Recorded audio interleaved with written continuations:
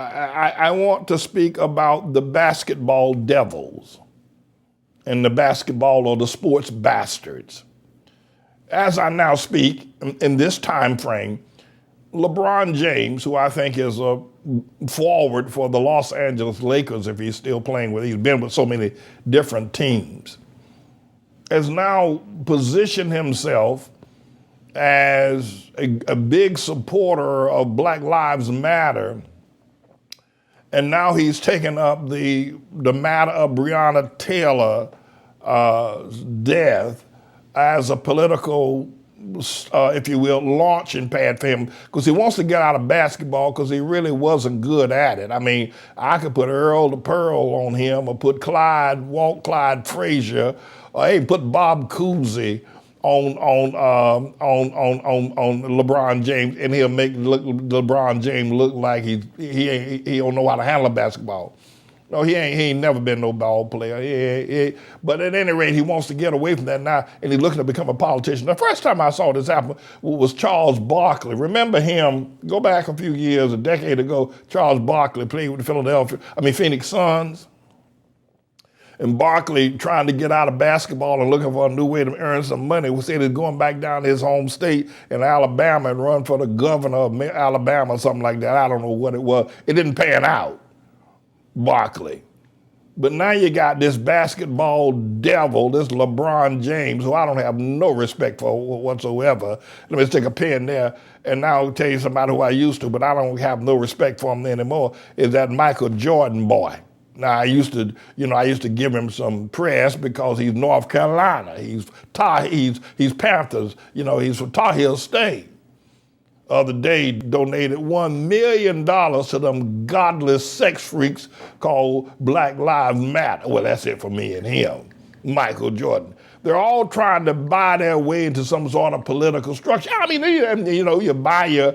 Here's what you do. You become a politician. I don't care if you're becoming a dog catcher. Here's what you got to do. You got to buy the attention of the people and sell your soul to the devil. I don't care. And the higher up the office you go in terms of your political ambitions, the bigger the price. You either have to buy the attention of the people, and that's going to cost you a whole lot of money, television ads, one thing after the other. And then during the process, on the other hand, you got to sell your soul to the devil, because the devil ain't letting nobody be a congressman. He ain't letting nobody be a mayor. He ain't letting nobody be a senator. He ain't letting nobody be a governor. He ain't letting nobody be a president unless you sell your soul to him. If you ain't sell your soul to him, you ain't going to get it. No, you ain't going to get it. So you got to sell to him and buy from them. So here come LeBron James. It is the most sickening thing I've seen. These Negroes just don't ever learn. They just don't ever learn. Here he come. He's washed up as a basketball player. His years are gone. He ain't gonna hear. He couldn't make it on the court another with these young basketball boys shooting that ball from way across the 10-second line. He can't make it. He can't run no more. Nah, he ain't interested in helping Breonna Taylor. Hell, he wants to now. He's looking for a new job. And here come all these Negroes. Here they come. LeBron James. LeBron James, that's for Breonna Taylor. Let me tell you something. Breonna Taylor should be alive. No, she should be. It's unfortunate that the woman was brutally killed by those no-knock police officers. But I have to tell you now, and I would to God that she was yet alive, and want to express my most sincere and deepest condolences to her family and loved ones and anybody else. But she was dating a drug dealer, and nobody disputed that. Nobody had disputed that she was dating a drug dealer. Now, it's alleged that she dumped him and she'd pick it up with this new guy, and she would know, but the police had been watching her for months with this drug dealer. Now, she got rid of him, at least that's what she said. And I don't know whether she was, I don't know. Then there's one other thing about Breonna Taylor, right?